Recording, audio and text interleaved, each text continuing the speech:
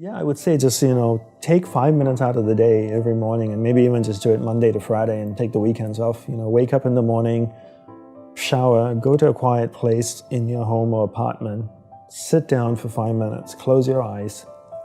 You could do a couple of breathing exercises or maybe just take a few deep breaths to relax yourself, and then start having that conversation with yourself. Same conversation, then the next natural question is, what do I talk about, right?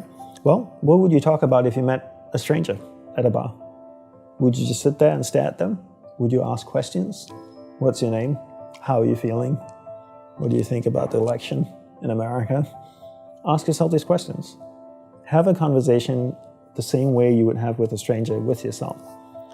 And when you have that conversation every day, the initial conversations would be very superficial of how I'm feeling today, I'm hungry, didn't like that show we watched last night. And then after a week, we're not going to be talking about that. If we met once a week for 6 months, by month 3 or month 4, our conversations would be so much deeper, right? We'll be talking about much more personal stuff.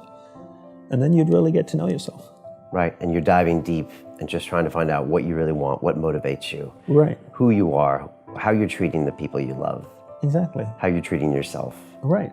And that conversation doesn't happen on day one. Sometimes it does, but most of the time it doesn't. It comes after the 5th or 6th or 7th conversation, when you feel comfortable, when you can trust the other person with more deeper personal stuff.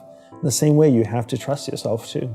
Yeah, once you close your eyes and go inside of you, you realize that you're going to see things that you love and things that you don't love, and you have to be prepared for that.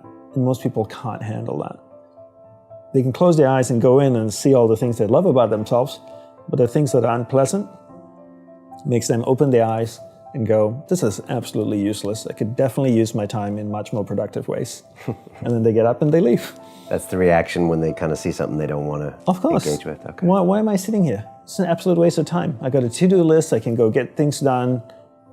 This is a waste of time. And temporarily feel better or feel like you accomplished a goal or something, when in fact you still don't know why you're here, what your purpose is, etc. Exactly. So the same way like you get to know someone you love, right? You see all the good things about them and all the not so good things. This is part of the package, right? But you love and accept them because you love that person. The same way you need to take that approach with yourself. But you can't know what you want until you spend time with yourself. And you're an expert because you did that for 10 years, so. And been doing it my whole life, even before that. As a child growing up, I spent a lot of time with myself, inquiring of what I wanted and what's my purpose in life. And I became very, very clear about it from an early age. And that's why I could leave everything behind and go pursue that.